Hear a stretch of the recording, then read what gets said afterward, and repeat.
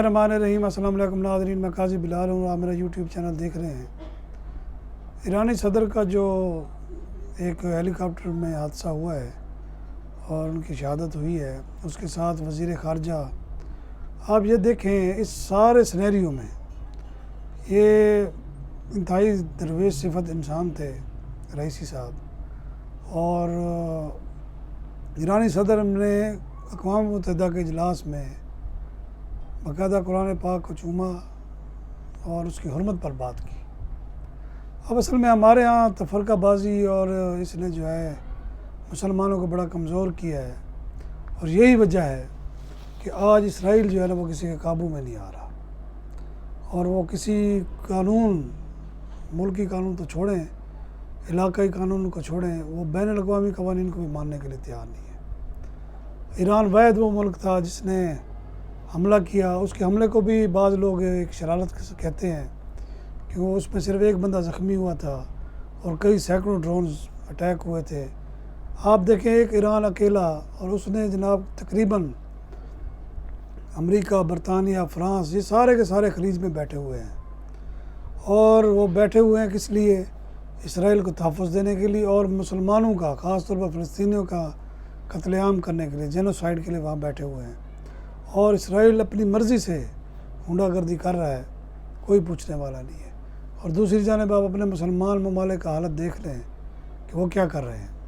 Even کہ اس کے قریبی جو ممالک میں عرب ملک ہیں وہ بھی کچھ نہیں کر رہے، بلکہ وہ جب چاہتے ہیں شرارت کرتے ہیں، حوثیوں کا نام لے کر کبھی یمن پر، کبھی شام پر حملہ بھی کر دیتے ہیں۔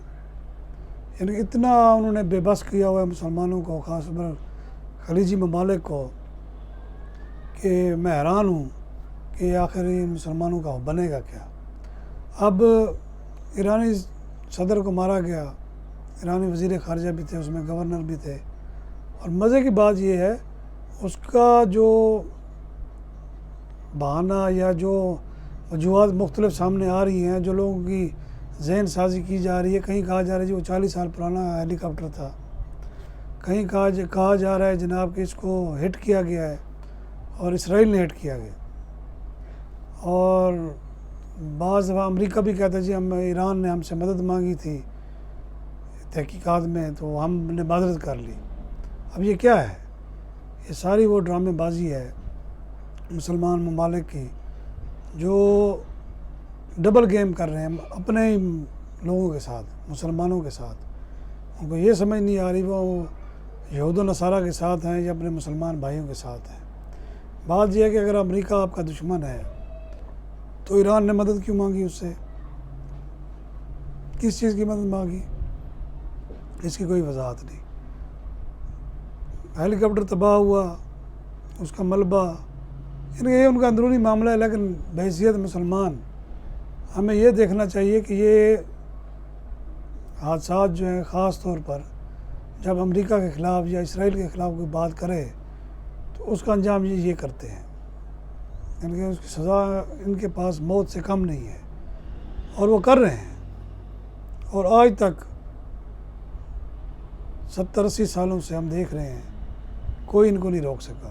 ہماری اسپائی ایجنسی ہیں، ان کی بھی اسپائی ایجنسی ہیں، انڈیا کی بھی ہیں، اسرائیل کی بھی ہیں، اور وہ دوسرے ملک میں گھس گئی ہیں۔ اور ہماری جو اسپائی ایجنسی ہیں یا ہمارے مسلمان ممالک کی، ان کا کیا کردار ہے؟ کچھ بھی نہیں ہے۔ اس قسم کی حرکتیں جو وہ یہ کر رہے ہیں کھلے عام، اور بعض اعلان بھی کر دیتے ہیں۔ اب بھارتی وزیر خارجہ نے بات کی کہ جی ہم نے پاکستان میں بھی 20 بندے مارے ہیں، امریکہ میں بھی مارے ہیں، کینیڈا میں بھی مارے ہیں، بڑی بات ہے۔ اور ہمارے ہاں تو الٹا ہی سسٹم ہے، پہلے کسی زمانے میں ایکٹیو ہوتے تھے، اب بظاہر نظر نہیں آ رہے ہیں۔ اور یہی وجہ ہے، اس کی جو بڑی وجہ سامنے آئی ہے، آپس میں اختلافات، انتشار، اور وہ ہم اپنے گلے لگائے جا رہے ہیں۔ اب چند ایک مسلمان ممالک بن رہے ہیں، بچ گئے ہیں، جو تھوڑے بہت امن میں ہیں، ادروائز کوئی حالت نہیں ہے۔ نہ پاکستان ہو، چاہے ترکی میں بھی تھوڑے بہت حالات ہیں، لیکن وہاں بھی کبھی کبھی کرد جو ہے حملہ آور ہو جاتے ہیں۔ شام کا بیڑا غرق ہوا ہے، سعودی عرب میں بھی وہ کہتے ہیں کہ امریکی بیٹھے ہوئے ہیں ہر جگہ اور وہ دفاع کر رہے ہیں۔ یہ صورت حال ہے مسلمانوں کی۔ اور ایران کے بارے میں مشہور تھا کہ جناب یہ امریکہ کو بھی اور فلاں کو بھی آنکھیں دکھاتا ہے، اس کو بھی سزا دے دی گئی۔ واللہ عالم، اگر اسی طرح ہمارا انتشار رہا تو دیر ہمارے ملک کی بھی نہیں ہے، کیونکہ اسے بھی تقریباً کھوکھلا کر دیا گیا ہے۔ اللہ ہمارے ملک کو بچائے۔ اور ایرانی صدر کی جو موت ہوئی ہے اس پر سارے غمگین ہیں۔ بات غمگین ہونے سے نہیں بنے گی، بات ہوگی ریئیکشن کی، کہ آپ ریئیکشن کیا کرتے ہیں۔ جب تک ریئیکشن نہیں کریں گے تو یہ حادثات ہوتے رہیں گے۔ اجازت چاہوں گا، اللہ حافظ۔